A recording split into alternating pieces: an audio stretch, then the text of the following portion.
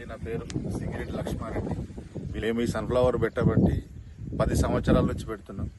తేనెటీగ సన్ఫ్లవర్ మీద పరపరాగ సంపర్కం జరగడం వలన 10 నుంచి 11 క్వింటాలు కంపల్సరీ వస్తుంది. అందుకనే మనము సైంటిఫిక్ బీ కీపింగ్ చేసుకుంటే ఇట్లా పెట్టెలు పెట్టుకుంటే మనకి ఇప్పుడు ఇలా తులిపేస్తాము.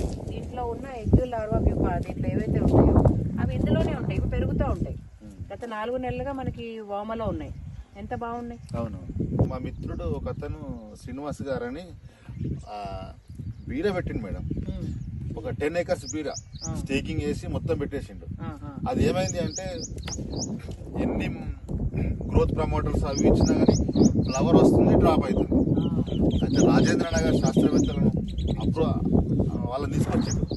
ఆయన చెప్పిన సమాధానం ఏంటంటే ఒక 2 హనీ బాక్సెస్ పెట్టు, ఆఫ్టర్ 20 days తర్వాత మేడం డైలీ 2 tons